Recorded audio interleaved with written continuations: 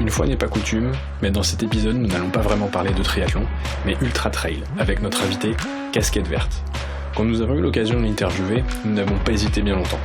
Ultra trailer, vainqueur de plusieurs épreuves avec des distances de plus de 150 km de running, on s'est dit qu'il avait forcément quelques conseils qu'on pourrait utiliser et de belles histoires à nous partager. Et on ne s'est pas trompé. Bonne écoute.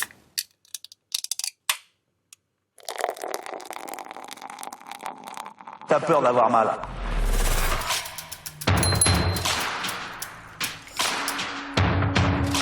C'est une trompette.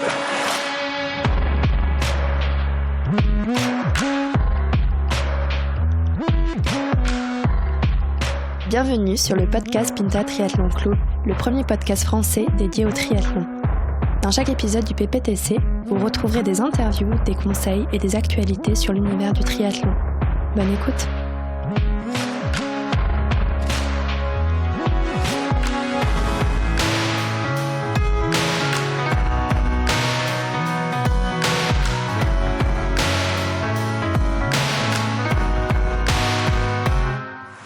Trois 24 dans les... Mais t'as même quand j'avais Pellegrini, à ça, j'aurais craché dessus. Bonjour à tous et bienvenue sur le podcast du PPTC, le premier podcast français dédié au triathlon. Aujourd'hui, nous ne tendons pas le micro à un triathlète, mais à quelqu'un qui va pouvoir nous apprendre beaucoup de choses sur la course à pied et le travail psychologique quand le corps ne suit plus. Nous sommes ravis d'accueillir Casquette Verte, un coureur de l'extrême, un ultra trailer comme on les appelle, qui semble courir sans trop se prendre au sérieux, mais avec de très sérieuses performances, de manière décontractée, à la limite de l'insolence, je dirais même. Casquette Verte, bonjour. Salut, bah écoute, tout ce que je retiens de cette belle intro, c'est le mot insolence. Je suis assez surpris, mais tout à fait d'accord en fait. On va rentrer un petit peu plus dans le détail juste après. Aujourd'hui, je suis accompagné, comme d'habitude, par mes compagnons d'aventure, Mélène, Thibaut et Joji. Messieurs, bonjour. Bonjour à tous. Bonjour à tous. Finalement, je t'ai introduit en tant que casquette verte, mais qui se cache finalement sous cet intitulé de casquette verte? Est-ce que tu peux te présenter un petit peu plus en détail? Alors effectivement, je ne suis pas que casquette verte. Ma vraie identité, c'est Alexandre. On a le droit de la révéler. Tout à fait. C'est bon. C'est Bruce Wayne. C'est un peu ça en fait. J'ai une double vie. J'ai une vie de casquette verte ultra trailer et en fait la journée j'ai une vie de Alexandre, 28 ans, parisien. Enfin, j'habite à Saint-Mandé dans l'est de Paris. Je suis chef de projet système d'info chez JC Deco. Et donc en fait globalement moi je passe ma journée en costume cravate et le soir je rentre, je mets mes baskets, mon short et je suis casquette verte. Très bien. C'est plutôt original comme... Super-héros de la course à pied. Exactement, il manque juste la cape, c'est dommage. Ce serait dingue. Ouais, mais c'est pas pratique pourquoi. Est-ce que tu peux rapidement nous présenter ton tableau de chasse, un petit peu les courses que tu as terminées, dans les grandes lignes, celles qui t'ont un petit peu marqué, les grandes courses que finalement le public triathlète du podcast connaît peut-être. Pour cerner un peu tes performances. Alors, dans les choses que j'ai terminées, donc dans les trucs un petit peu classiques, j'ai fait plein de fois, étant parisien, l'Écotrail de Paris, la Saint-Élion, les Templiers, le grand format et le petit format des Templiers, la Diagonale des Fous, la CCC, donc c'est le 100 km de l'UTMB, la Trans-Grand Canaria aux Canaries, l'Ultra Trail de Cape Town en Afrique du Sud, l'Ardéchois Trail, le Trail du Mont d'Or dans le Jura. Enfin, il y en a plein, quoi. Je vais pas tous vous les raconter. Il y a aussi celles que j'ai pas terminées. Il y en a que 2 et celle-là, il faut les dire parce que c'est important aussi de s'en rappeler. Faudra les terminer surtout.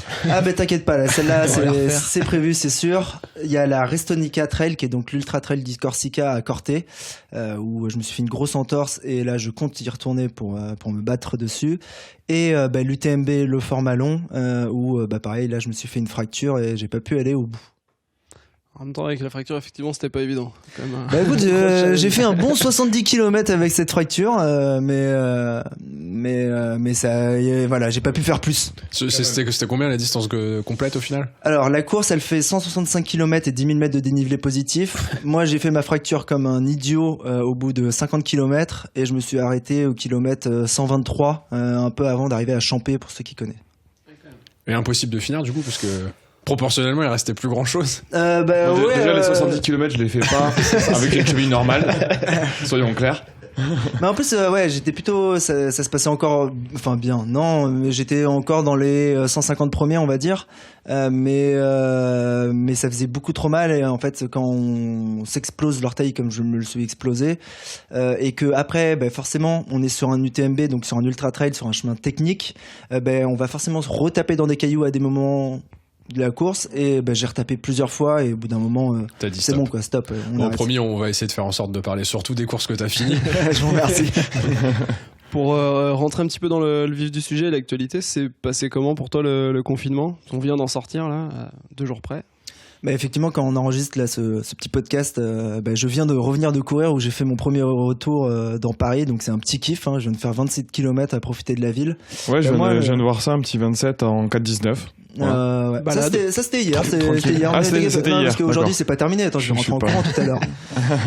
Le confinement, moi, ça s'est très bien passé. C'est bizarre à dire, mais je fais partie des gens qui l'ont bien vécu. Même si j'étais un petit peu seul dans mon appart et que ma consommation d'alcool a augmenté. Pour ce qui est de l'aspect sportif, moi j'ai réussi à me faire prêter un tapis par un voisin qui m'avait vu faire le premier jour des ronds dans mon jardin. Oui, j'ai vu ça. T'as bien abîmé la pelouse. Ah il y avait une trace. On aurait cru qu'un vaisseau extraterrestre était posé. Donc le voisin qui est 4 étages au-dessus a vu ça le lendemain. Il savait que je faisais de l'ultra. Il s'est dit que t'allais pas bien, quoi. Il s'est dit qu'il fallait faire quelque chose. Et donc il est venu me proposer son tapis. Et après le tapis, c'était pas un tapis de grande course, mais il m'a permis de tenir la forme et de faire tourner les jambes. Et donc tous les jours, je me faisais 50 km sur mon tapis pour tenir la forme. Donc, et là, tu lui as rendu ou pas ? Pour l'instant, il est dans ma cave. Je suis allé le voir et on s'est regardé. On lui a dit ok, oui, il y a la deuxième vague. De toute façon, il est pas encore cassé, mais il doit plus rester beaucoup de bornes dessus. En fait, c'est drôle parce que c'est pas un tapis pour courir, c'est plutôt un tapis de c'est dur à dire, mais de personnes âgées, où les vitesses dessus c'est 2, 4, 6, 8, 10, 12, et tu peux faire il y a un marqué maxi boost, tu peux monter à 14 km/h. Et donc moi en fait je montais à 14. Voilà.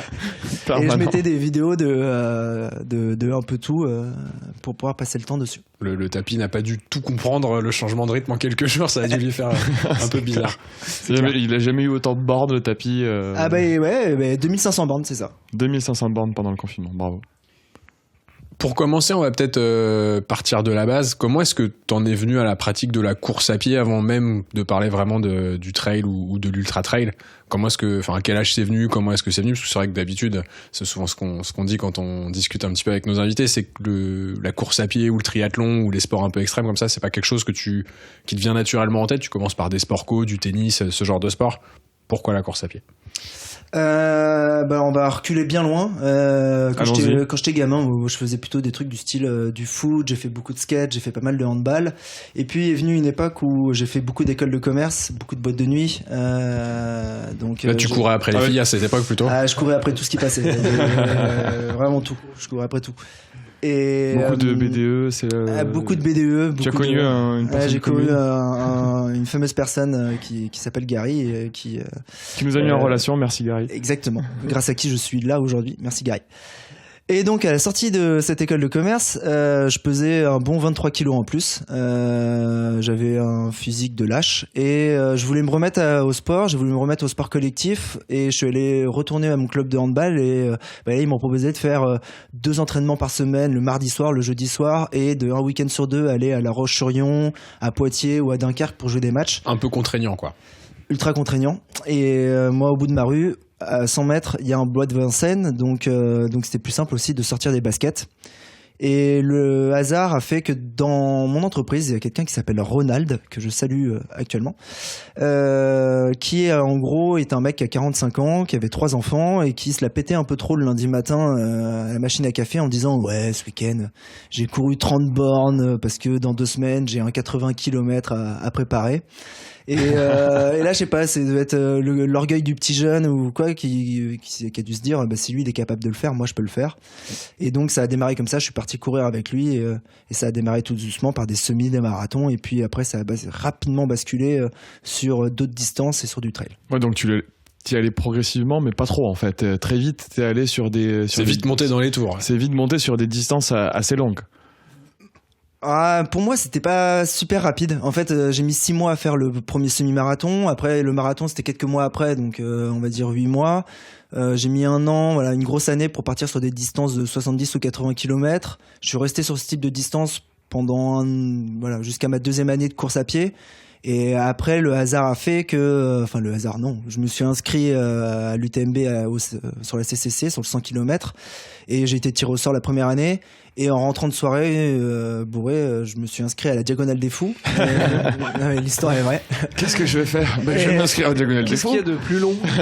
Et pareil, j'ai été tiré au sort. Et donc, je me suis retrouvé, ça faisait 2 ans que je courais. Et je me suis retrouvé à avoir un 100 km dans les Alpes avec 5000 de dénivelé 4 mois plus tard. Et 6 mois plus tard, un 100 miles qui est la Diagonale des Fous, 10 000 mètres de dénivelé. Donc, bon, ça, tu trouves que c'est pas rapide après 2 ans ? Je trouve que quand même, c'est pas mal.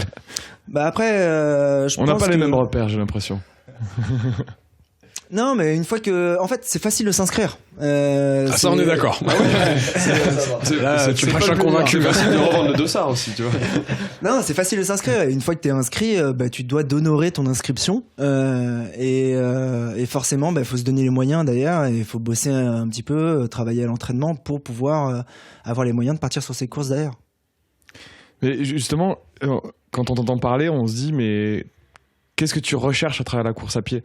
T'as l'air, tu vois, de pas donner l'impression de te prendre la tête, d'être un peu en dehors des codes, et pourtant tu fais des courses, tu t'inscris sur des distances extrêmement longues. Qu'est-ce que tu vas rechercher en fait parce que c'est vrai qu'au final, pour compléter ce que tu dis, Thibaut, c'est vrai que ce côté un peu décalé, déjanté, appelons ça, peu importe de quelle façon, mais pour participer à ce genre d'épreuve, il faut une certaine rigueur, tu vois. Et c'est vrai que c'est un peu décorrélé les deux. En contradiction avec la façon dont t'as l'impression d'aborder les courses, quoi, tu vois. En fait, j'étais comme vous il y a quelques temps. Hein. Moi, je pensais que les mecs qui terminaient des trucs comme ça. Non. Je pensais vraiment que les mecs qui faisaient des trucs comme ça, c'était des tarés, c'était des extraterrestres. Je pensais que les élites, je comprenais pas que des gens puissent faire ce qu'ils font avec les performances qu'ils ont. Et en le faisant, je me suis rendu compte que pas du tout. C'était des gens en fait comme nous tous autour de la table avec des bières au milieu. Et non, très franchement, en fait, ce que je recherche à la base, ça c'est mon caractère, c'est j'aime bien prendre un truc qui est sur le papier impossible et dire si c'est impossible, on va essayer quoi. Et le rendre possible petit à petit, et puis le réaliser et au final prouver un petit peu à tout le monde que c'était pas si impossible que ça, puisque regardez, moi, le petit Parisien, je suis allé le faire, votre truc. Donc il y a un petit peu de ça. Et que tout le monde peut être capable de réaliser, de passer... d'avoir des performances incroyables en se préparant, en s'entraînant, etc. Ouais, ça je le pense vraiment. Je pense vraiment que en gros tout le monde est capable de faire un ultra. Je pense que tout le monde est capable de faire un marathon, ça c'est sûr. Mais je vais plus loin en disant, je pense que tout le monde est capable de faire un ultra. Est-ce que tu peux définir rapidement ce que c'est un ultra finalement? Parce que c'est vrai que on parle pas trop de ce genre d'épreuve. C'est quoi qui différencie un ultra trail d'un trail par exemple? C'est simplement la distance ou c'est une question de difficulté? C'est quoi le... Ouais, c'est un mix, c'est exactement ça. C'est un mix entre la distance, le dénivelé et la difficulté que tu vas avoir sur le terrain.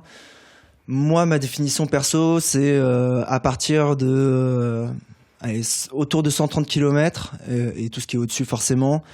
Dès qu'il y a plus de 5-6 000 de dénivelé et que forcément s'il y a 5-6 000 de dénivelé, il y a 2-3 montagnes, donc il y a un peu de cailloux, il y a un peu de racines, c'est de rendre le truc difficile.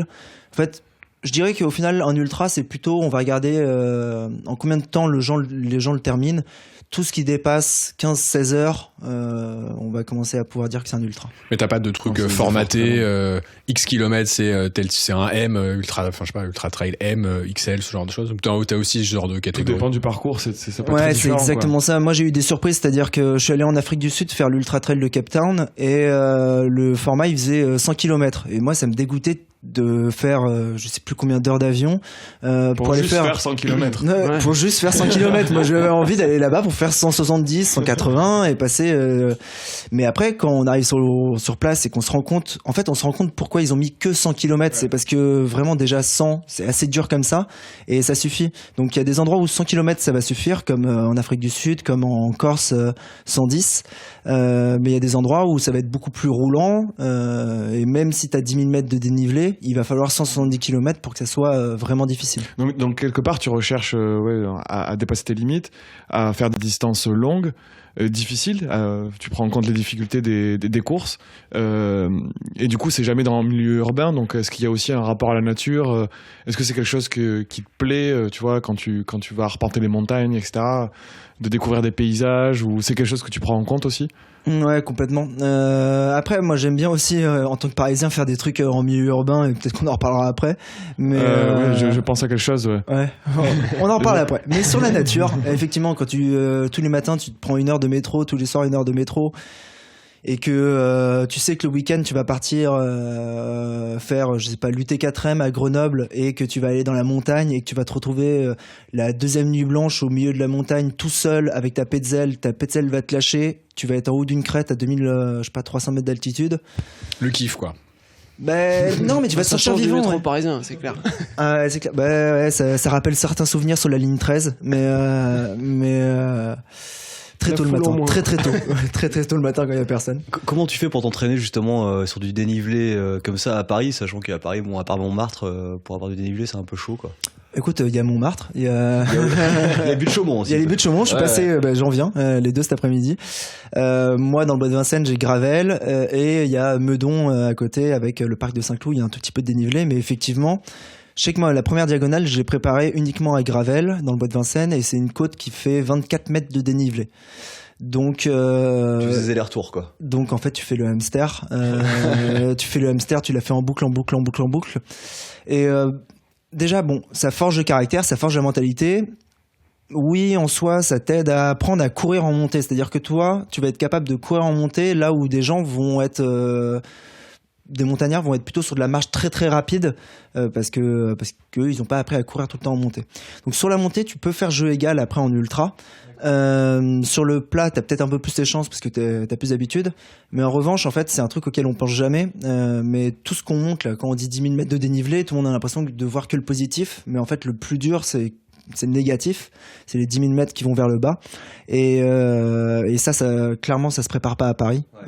C'est impossible de s'y préparer, et moi je sais que c'est une de mes faiblesses parce que je peux pas m'y préparer ici. Donc dès que j'ai l'occasion, ma manière de m'entraîner, c'est de partir faire des ultras, et c'est pour ça que j'en fais un par mois, quoi. D'accord, c'est plus ces descentes finalement qui sont dures, plus techniques avec les cailloux, etc. Je suppose que ça va être super casse-gueule, quoi. C'est aussi ça qui doit être difficile à gérer. Il y a deux aspects en fait. T'as le premier aspect qui est qu'il y a de la casse de fibres dans les muscles, et si tu n'as pas préparé tes muscles à cette casse de fibres, elle n'est pas habituée à ça.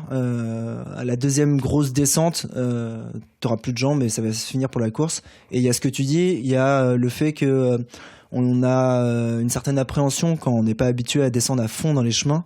Et même si je me débrouille pas trop mal sur certains trucs, dans la descente, je sais que je vais toujours je vais perdre beaucoup de place et je vais me faire doubler par des montagnards parce qu'eux, ils n'ont pas cette appréhension et ils lâchent tout en descente, là où moi je suis totalement en arrière, quoi. Ouais, c'est comme Thibaut en vélo finalement, quoi. La descente, c'est un peu, dur. Ça marche pas. Chacun son truc.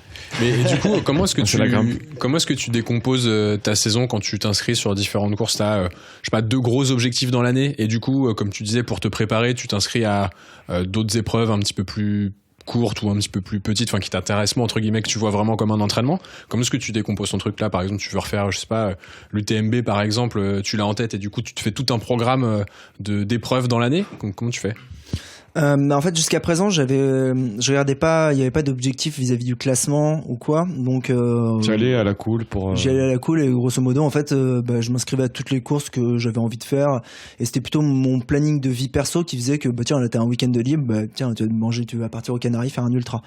Donc c'était plutôt dans cet esprit-là, et c'est pour ça que j'arrivais facilement à les enchaîner, à les faire tous les mois, parce que je pensais pas tellement à la perf. Maintenant, vu que je m'approche un peu plus dans les classements, et forcément tu commences à y penser, Je construis pas mon année parce que j'arrête jamais de courir. Il y a pas de moment où je me dis là tu fais un stop pendant un mois. Donc j'ai pas l'impression d'avoir des saisons. Mais effectivement, là par exemple cette année j'avais 2 objectifs. Le premier c'était en Croatie, il a été annulé. Et le deuxième c'est la diagonale. Et juste tu te débrouilles pour pas mettre un 100 bornes 2 semaines avant. Mais en dehors de ça me dérange pas de mettre un autre ultra qui va être 4-5 semaines avant.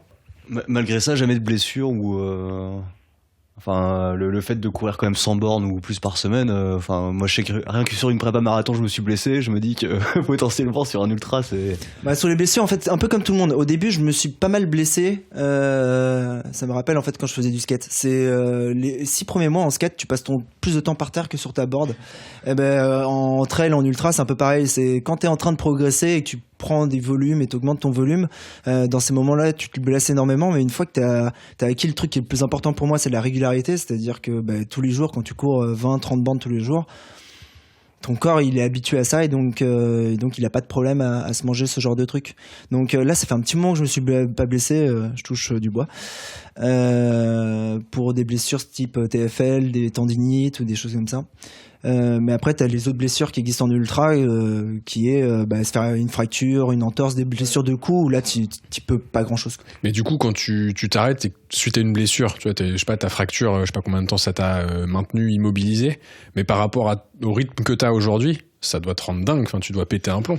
Ouais, c'est-à-dire le bon exemple c'est la fracture sur l'UTMB. Donc l'UTMB c'était le 1er septembre, moi ça a été assez rapide, au final j'ai recouru 6 semaines plus tard. Avec l'aval du chirurgien, papa maman. Pendant les 6 semaines, déjà les 3 premières semaines j'avais rien le droit de faire. Au bout de 3 semaines le chirurgien m'a autorisé à refaire du vélo en me disant vas-y doucement. Il savait pas. Il savait pas. Et donc je suis parti faire du vélo et pendant j'ai serré les dents parce que oui ça faisait un petit peu mal, mais je pédalais avec le talon, je faisais attention à pas mettre dans la circulation pour pas avoir à freiner et à tomber dessus. Mais si on rentre dans le sujet, est-ce que c'est une drogue ? Je pense pas. Est-ce que j'en avais besoin parce que je voulais derrière revenir et je sentais que j'avais pas tout donné ? Oui, c'est plutôt dans ce sens-là. Mais au final, 2 ou 3 semaines après, je suis retourné voir le chirurgien. Ce que je savais pas, c'est qu'il me suivait sur Strava. Donc il a commencé à me poser des questions pour la petite histoire, le mec. Et là, t'étais où là Non, mais sur Strava, en fait, c'était génial. J'arrive dans le rendez-vous, il me fait ouais, bon, t'as repris. J'ai fait ouais, un peu de vélo, etc. Et il me fait parler. Ah oui, un peu de vélo, doucement, pas trop. Quel mytho. Et après, en fait, il a retourné son ordi et il m'a montré ouais, bon, là, t'as fait 600 bornes cette semaine quand même. Ah bon donc. C'est pas trop. C'est pas bon compte. Non, mais c'est le GPS de la montre, elle a bugué. Et tu parlais justement rapidement de tes parents. Comment est-ce que eux ils appréhendent ce que tu fais, tous ces trucs-là qui sont un petit peu extrêmes? Je pense que pour des gens un petit peu plus âgés, peut-être que c'est pas simple de se rendre compte du besoin que t'as ou de ce que c'est réellement aujourd'hui. Comment est-ce qu'eux ils voient les choses? Déjà au début ils avaient peur, un peu comme tout le monde. Je me rappelle le premier marathon ou quoi, ils flippaient. Si après... tu te sens pas bien, tu t'arrêtes. Hein. Ouais, c'est ça. C'est ce que me dit ma mère. Tu m'appelles. Oui, je m'arrête. Non, je m'arrêterai, mais là non. Je crois qu'il me sort exactement la même phrase. Ça, après, quand on est parti sur les trails, etc., il y avait des flips et ils suivaient beaucoup les live trails et ils flippaient énormément. Et au final, quand tu fais, je sais pas, entre 12 et 16 courses par an, c'est bon, là, ils sont habitués, donc là, maintenant, quand je pars faire un ultra, c'est bonne balade. Hein. Écoute, tu manges avec nous dimanche midi. Ils en ont plus rien à faire. Non, c'est pas parce que t'as gagné cette course que tout de suite, tu vas pas faire la vaisselle, quoi. Exactement. Il y a plus de pitié maintenant. C'est devenu normal, alors que en réalité, c'est dur à chaque fois. Et du coup, avec autant d'heures d'entraînement par semaine, comment t'arrives à gérer le taf, la vie sociale, tout ça ? Alors, on va faire le taf d'abord. Le taf, j'ai commencé à taffer, je courais pas, et puis ils m'ont vu grandir, donc ça a aussi fait partie de moi auprès de mes managers, donc ils ont compris que t'es resté dans la même boîte que en fait depuis ma sortie d'école je suis resté dans la même boîte Et j'y suis très bien en fait. Du coup, ça les a pas choqués, quoi. Du coup, ça les a pas choqués. Et j'ai pas de planning aménagé ou de choses comme ça. Et en fait, à vrai dire, j'ai pas demandé. J'ai pas de sponsoring de ma boîte particulier. Ce qui pourrait. Hein. Bon, on passe un message. Hein, enfin. Ils sont un peu dans la publicité en plus. Donc. Mais voilà, je peux poser des vacances ou des congés quand je veux, en dehors des vacances scolaires normales, pour pouvoir partir à La Réunion faire la Diagonale des Fous en plein octobre. Donc là-dessus, voilà, ils sont sympas là-dessus. Donc moi, ça me permet aussi d'avoir un équilibre, c'est-à-dire que j'aime mon taf et je me verrais pas, par exemple, taffer dans le milieu de la course à pied, du moins pour le moment. C'est faire que ça m'intéresse pas. Et j'aime mon job, donc ça me fait un super équilibre et j'ai l'impression d'avoir un fil d'Ariane auquel je me tiens la journée et d'avoir mon double moi machiavélique le soir qui part courir. Donc c'est aussi agréable d'avoir l'impression d'avoir une vie normale et une vie un peu décalée. Ouais, et puis c'est assez flexible du coup pour que tu puisses aller faire tes courses ou tes entraînements si jamais il y a un besoin un peu spécifique. Ouais, même si en soi j'ai des horaires à peu près normaux. Enfin, je sais pas, je fais du 8h30, 18h30, un truc comme ça en général. Donc ça me permet le soir d'aller courir 2-3 heures. Donc tu cours le soir, quoi. Je cours le soir. Le matin, je suis quasiment, sauf pour une course, mais je suis quasiment incapable d'aller courir au saut du lit. Ça me rassure. Moi, je suis très soir. J'adore ça. J'adore. C'est pour ça que j'adore courir dans Paris. J'adore voir les terrasses remplies avec les gens qui picolent et toi tu passes en courant à côté et tu te dis. Je suis dingue. Non, mais plus de 5 km, j'y vais, quoi. Mais ça permet de rebondir plutôt sur la vie perso. Et sur la vie perso, par contre, c'est vrai que je vois beaucoup moins mes potes, je fais beaucoup moins la teuf qu'avant. Là-dessus, ouais, j'ai un peu perdu. Ma chérie, on a passé une sorte de contrat qui permettait que moi je peux continuer à m'entraîner parce qu'elle voit que ça me fait du bien. En contrepartie de certaines choses, c'est-à-dire que par exemple en Corse, quand j'abandonne, en fait j'abandonne parce que je sais aussi que je suis en vacances la semaine d'après en Corse avec ma copine et je peux aller au bout avec cette entorse, mais par contre je ne bouge plus pendant 5 jours après, ça va pas le faire. Donc faire des compromis, quoi. Il y a des compromis qui sont normaux et même j'arrête parce que j'ai une entorse dans une course. Je l'ai fait pour toi. Et du coup, t'en profites pour voyager. Effectivement, à chaque fois que tu fais un spot un peu sympa, tu restes pour voir un peu le pays en famille ou avec. Je voyageais pas du tout quand j'étais gamin ou quoi. C'est plutôt l'ultra qui m'a permis de voyager. Et maintenant, je pense que. Tu choisis un peu tes courses par rapport à ça ou pas du tout ? Pas du tout. Pour l'instant, c'est plutôt celles qui me donnent envie parce qu'elles ont l'air difficiles et que c'est une autre ambiance. Ça tombe bien, c'est souvent des pays exotiques ou. Mais ça tombe bien, effectivement. Ouais, ça serait tout le temps. Désolé pour la Creuse, mais ça serait tout le temps dans la Creuse. J'irais pas. Mais effectivement, ouais, c'est un petit côté qui me fait rêver de partir à l'aventure. Et justement, du coup, tu parlais enfin, déjà en introduction, ton long tableau de chasse, tu as parlé de beaucoup de courses, tout ça. Nous, on se disait, est-ce que tu pourrais nous raconter une histoire de course dont tu es le plus fier, par exemple ? Ouais. Ou la plus marrante. Les deux sont possibles. Ça peut être les deux en même temps. Et aussi un pire souvenir. Enfin, je veux dire, je pense que t'as l'air d'avoir vécu énormément de choses. Enfin, dans les courses longues que tu fais, il y a beaucoup d'heures de course. C'est des courses difficiles et t'en as fait beaucoup. Et t'en as gagné certaines. Je pense que en fait on va en faire deux. Le premier, je vais partir sur ce que t'appelles le pire souvenir, mais en fait moi j'ai une philosophie qui fait que les pires moments sont les meilleurs souvenirs. Donc plus il t'arrive un truc hardcore, genre plus ça va tu pas. T'en souviens et plus tu t'en souviens et plus c'est un meilleur souvenir. Je me rappelle sur Instagram, tu postais des petits récits de courses et je t'ai dit tu devrais en faire des podcasts, etc. Et c'était super les histoires que tu racontais où t'es vraiment dans le dur. Enfin, c'est des histoires de courses qui sont incroyables en fait. Mais c'est l'ultra trail quoi. Non mais ouais, dans les histoires il y a par exemple l'ultra trail de Cape Town, donc en Afrique du Sud. Je cite souvent, c'est parce que voilà il m'a marqué celui-là. Mais en décembre, je pars de Paris, il fait 8 degrés, j'arrive là-bas, il fait 30 degrés. La course elle est 26 heures après que j'ai atterri, donc j'ai pas trop le temps de m'acclimater. Qu'est-ce qui se passe ? Il se passe forcément que je pars comme un dingue, etc. Et kilomètre 12 ça va plus du tout. À 12 ouais, quand même. Sur combien de bornes ? Sur 100. C'est donc c'est très tôt. Ça sent les problèmes, ça direct. Là tu sais que tu vas passer une mauvaise journée quoi. Et je commence à vomir plusieurs fois. Et je me rends compte que j'ai quand même beaucoup vomi par rapport à ce que j'avais très peu mangé. Donc, il y a de la bile, il y a des... Ah oui, il y a vraiment de la bile. Et généralement, quand tu vomis de la bile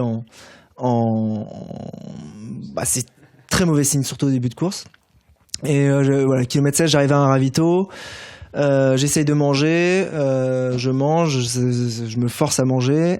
Je repars et 800 mètres après le ravitaillement, je revomis tout. Donc là, je comprends que ça va devenir de plus en plus compliqué parce que en ultra, si tu t'alimentes pas correctement, c'est juste on y possible. viendra après, mais oui. Tu peux pas aller au bout. Il reste des bornes et donc là, je lutte et j'arrive quand même à avancer pas trop mal, mais vers le kilomètre 40-45, en fait, je commence à avoir des méga crampes j'en rappellerai toujours. Kilomètre 48. Je sors du ravitaillement de Hout Bay, une belle petite plage, et il y a une petite marche à descendre. Je descends cette marche et au moment où je la sautille, au moment où je touche le sol, tous mes membres du bas du corps se tétanisent. Donc en fait, c'est tout le 100% des muscles que j'avais. Tes jambes, des jambes. Se tétanisent et donc ont une crampe qui rentre vers l'intérieur sur 4 ou 5 cm. Donc en fait, vous avez je sais pas si vous avez déjà eu ce genre de crampe, mais c'est des bonnes crampes où ça rentre bien à l'intérieur. Et forcément, je tombe par terre, etc. Et j'arrive plus à bouger, je bugle. Et donc il y avait des touristes à côté qui comprenaient pas trop ce qui se passait. C'était un endroit un peu bizarre. Hein.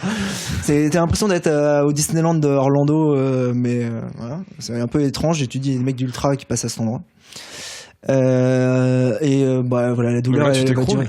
Je m'écroule, je tombe par terre, je bouge plus. Je reste par terre. Vu que j'étais pas très loin du ravitaillement, il y a quelqu'un qui appelle la sécurité. Donc là, il y a des infirmiers qui viennent.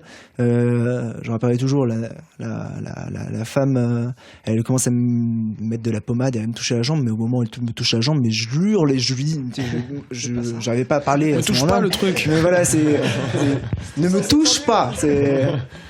Je suis tendu comme une crampe là, tu vois, genre. Et donc non, ça a duré une bonne vingtaine de minutes à pas pouvoir faire quoi que ce soit. Et ils ont réussi à détendre un peu les muscles. Ils m'ont porté, j'arrivais même plus à marcher jusqu'au ravitaillement. Là, ils font un appel au PC course en disant Dossard 546 out of service. Et en gros, donc là, le service médical, le service médical, il me met hors course. C'était fini quoi sur le papier. Et moi je reste dans le ravito et je commence à me réalimenter et je commence à me dire ça allait mieux.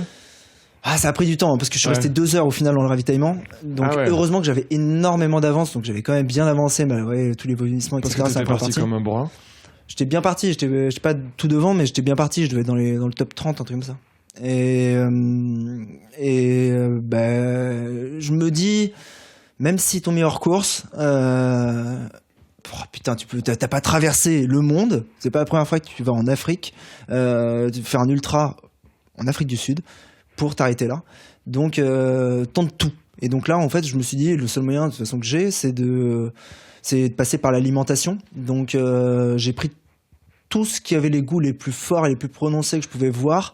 Et donc, il y avait des trucs de clous de girofle, j'en rappelle. Je prenais des poignées de clous de girofle et je bouffais du clou de girofle pur.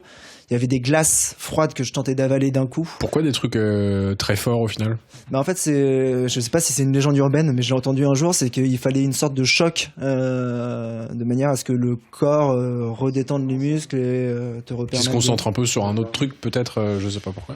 Je sais pas, mais en fait, c'est le souvenir d'une autre course sur la diagonale où j'avais fait ça avec un verre d'eau salée, enfin avec un verre de sel avec un peu d'eau, où ça m'avait fait un super choc. Mais donc là-bas, j'ai tout tenté. Au bout d'1 heure et demie, je me rappelle, j'ai réussi à me lever et à marcher un petit peu. Et j'arrivais à marcher avec une barrière de CRS et je la tenais. Et je réappris à marcher pendant 10-15 minutes.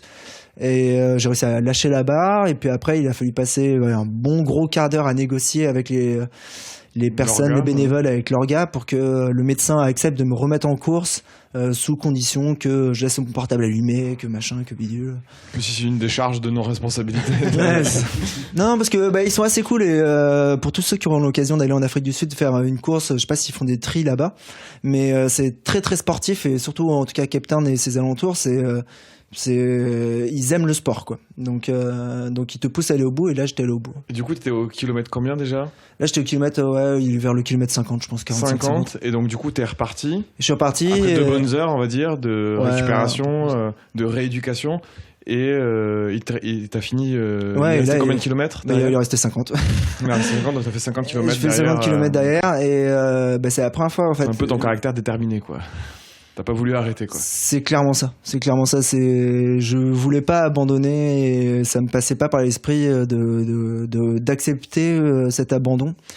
Je l'ai accepté plus tard en me blessant vraiment sur un coup, mais là, au final, j'ai eu raison parce que je suis allé au bout et j'ai réussi à terminer. J'ai eu raison de pas lâcher. Et, donc c'est ça que je trouve intéressant, c'est que tu pousses la limite et tu es en train de regarder si cette ligne, tu t'en approches, t'as l'impression de l'avoir dépassée. Des gens t'ont dit que tu l'avais dépassée, mais en fait pas du tout quoi. Tu peux revenir et repasser dedans. Donc c'est un truc qui m'intéresse et que j'aime bien en ultra. Et du coup, avec du recul, tu sais pourquoi il t'est arrivé ça aussitôt dans la course? Je pense j'ai problème d'acclimatation, la chaleur. Je suis reparti beaucoup trop vite. C'est-à-dire que quand tu pars faire un 100 km, là, je sais que les 3 premiers kilomètres, faut quitter la ville, donc t'as toujours du bitume. Et j'ai regardé ma montre, mais les premiers kilomètres, je suis en 3,18, 3,20, 3,25. Et non, mais je te partais sur un record. Je faisais du fractionné. J'ai 100 bornes, je pars sur 3,18. Nickel. Mais je sais pas pourquoi et au final ça m'a rien appris parce que je suis sur d'autres ultras que j'ai refait après. Et il y a plein de gens qui me disent ça, ils me disent que c'est un départ de signature de Parisien, mais ça fait du bien de partir et de lâcher les chevaux et puis comme ça tu te retrouves plus vite tout seul en course quoi. Je sortais de l'avion, du coup je suis parti vite. J'avais ma valise. Et du coup justement, t'arrives combien de temps pour t'acclimater maintenant avant les épreuves? Ça dépend vraiment de tes dispos, de là où c'est, etc. Ou tu t'organises pour arriver minimum 3 jours avant si tu sais que le taux d'humidité est à 80%, je sais pas.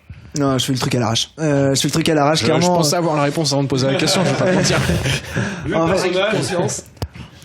Bon, on a déjà beaucoup de congés de payés et de RTT en France, ça me permet d'avoir pas mal de jours dans l'année, mais je fais beaucoup de courses et donc 95% de mes congés passent en course à pied. Donc j'en profite pas pour prendre un jour avant, sachant qu'en plus c'est nul les jours avant. Les jours avant, tu manges ton frein. Tu manges ton frein, tu peux rien faire. Quand je vais à la Réunion, là j'y retourne en octobre, si on peut. Les jours avant, tu peux pas manger réunionnais parce que c'est trop épicé. Tu peux pas boire réunionnais parce que voilà. Trop nombreux. Et donc tu passes ton temps à faire la sieste. Ça sert à rien de faire la sieste à la Réunion si tu peux la faire à Paris. Et du coup là ton récit de course c'était la pire épreuve ou la meilleure parce que c'est ce que je disais en fait, c'est un peu la pire et la meilleure. Après pas le même prisme de les bons souvenirs, il y en a tellement toutes les fois où on finit une course. Je me permets, mais je sais pas si c'est un tes bons souvenirs, mais la Saint-Élion, quand c'est la fois que c'est la première édition, ils font l'aller-retour, c'est ça? Presque. En fait, il y avait une course qui existait un peu en off qui s'appelait la 180, où grosso modo c'était je crois des organisateurs de la Saint-Élion. Je dis peut-être un peu n'importe quoi, mais il y a une vingtaine d'années qui s'étaient dit la Saint-Élion c'est pas suffisant d'aller de Saint-Étienne à Lyon, puis c'est relou de prendre le car pour aller à Saint-Étienne à l'aller. On va faire l'aller en courant et on va revenir en courant aussi. Et donc il y a ce truc en off qui s'est créé. C'était en petit comité et là ça a été repris par l'organisation d'Extra Sport. Et ils se sont dit on va en faire une course et moi ça fait des années que ça me chauffe de faire un truc comme ça et donc ça fait partie des très bons souvenirs. Première victoire sur un ultra, première victoire sur une course avec un peu de renommée, même si là c'était la première fois qu'il y avait cette édition.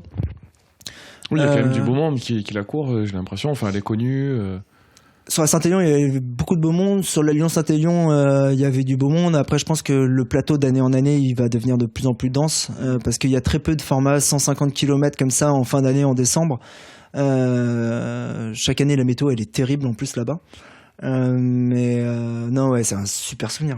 C'est une des courses les plus connues, je crois, en France, hein, la Saint-Élion de base. Alors après, ce format-là qui est un peu spécifique, qui est un peu nouveau, peut-être un peu moins, mais c'est une course de renommée mondiale, peut-être. Quoi. Ah, je l'ai plus en tête, mais je dirais que je crois qu'elle existe depuis. Peut-être que je dis une connerie, mais je crois que ça fait 60-65 ans que ça existe, ce truc-là, quoi. Donc ça doit être une des premières courses nature avec les Templiers qui doivent exister en France. Et effectivement, maintenant, c'est la porte d'entrée du trail. Moi, c'est comme ça que je suis rentré dans le trail. Et du coup, tu parlais du plateau, justement. Tu retrouves souvent les mêmes personnes en France et à l'étranger, ou c'est assez sectorisé? Enfin, sur les compétitions internationales, tu retrouves toujours les 10 mêmes mecs, et en France, les 50 mêmes, ou c'est des gens qui se déplacent un peu comme toi, finalement? Je pense que c'est un peu comme dans le tri, si j'ai bien compris. Il y a une espèce de World Tour en triathlon. Ouais, le World Triathlon Series. Ouais. On a la même chose en fait en ultra trail. Ça s'appelle l'Ultra Trail World Tour. Donc, grosso modo, tu retrouves un peu toujours les mêmes personnes. En tout cas, dans les satellites ou aux avant-postes, tu retrouves toujours un peu les mêmes. Et donc c'est drôle parce que au final, quand c'est la 3e ou 4e fois que tu fais un ultra aux Canaries, en Afrique du Sud, et le mec, tu l'as vu en Canaries, en Afrique du Sud, à Chamonix, mais le mec, ça se trouve, il habite à 4 km à 4 km de chez toi. Tu l'as jamais vu chez toi, mais tu l'as vu un peu partout dans le monde, et t'as sympathisé. Et en plus, ça crée de la proximité, le trail. Il y a une bonne ambiance. C'est vraiment une super ambiance. Tout le monde parle de l'esprit trail, et c'est un vrai truc. Il y a un esprit d'entraide qui est énorme. Je crois que ça fait partie des règles de base. Si vous voyez quelqu'un, c'est même écrit ça, mais si vous voyez quelqu'un qui est dans le mal, si tu t'arrêtes pas pour l'aider, t'es disqualifié. Donc ça fait partie même c'est tellement ancré dans le truc que ça fait partie des règles. Je suis pas sûr s'il doit y avoir d'autres sports qui doivent être comme ça, mais ça se ressent vraiment en course en cœur. Et est-ce que beaucoup de Français... pardon. Non, est-ce que les Stéphanois ont pris ça comme un hommage, la casquette verte, ou pas du tout? Je sais pas, moi je suis supporter parisien, donc voilà, donc désolé pour tous les Stéphanois, mais on vous met tellement des fessées chaque année depuis quelques années que j'ai fait changer la casquette pour la course. On veut pas se fâcher avec nos auditeurs, hein, mais non, mais l'avantage c'est que déjà on part de Lyon et on fait qu'un passage à Saint-Étienne, donc j'ai pas le temps de me faire conspuer, mais là je pense que vu que je vais y retourner à la fin de l'année, avec ce que je viens de dire, c'est fini. Ouais, ça va être plus compliqué, c'est sûr. Et il y a beaucoup de Français du coup que tu retrouves de course en course, ou t'es un peu le seul à chaque fois? Non, franchement, il y a énormément de Français. J'ai l'impression que en Afrique du Sud, c'est l'exemple que j'ai encore en tête, mais sur, je pense, 330 participants à cet ultra, je crois qu'on était la plus grosse communauté d'étrangers, et il y avait 20%, je pense, de Français. Donc c'est énorme. Et en fait, le monde du trail, mondialement, on se rend compte que les Français sont déjà très présents sur les courses en France, on voit parce qu'il y a de plus en plus de monde, mais ils sont très présents sur les courses à l'étranger, et c'est pas étonnant au final de se retrouver au fin fond d'une montagne à Hong Kong ou sur le mont Fuji au Japon, et au ravito commencer à parler avec un mec en anglais, et le mec il a un accent dégueulasse et tu te rends compte très bien, mais français, ouais, ok. Ouais, génial. 3,24. Oh. 3,24, tu vas aux Jeux Olympiques, tu fais quoi? Tu vas conduire le car là-bas? Et voilà, on arrive à la fin de la première partie de l'entretien avec l'insolent et intrépide Casquette Verte. On espère que ça vous a plu. On vous invite à écouter la deuxième partie de cet entretien dans un prochain épisode. D'ici là, n'hésitez pas à nous suivre sur Strava, PPTC, sur Instagram, PPTC_tri, sur Facebook, Podcast Pinta Triathlon Club, et bien évidemment sur notre site pptc.fr, où vous pouvez retrouver toute une série d'articles. On va essayer de continuer d'en poster encore et encore. Vous retrouverez également le glossaire du triathlon, le fameux, très important. Écoutez, on vous retrouve très vite pour la deuxième partie de cet entretien avec Casquette Verte. Et d'ici là, écoutez, prenez soin de vous, et n'oubliez pas que l'important, c'est le club. À très vite.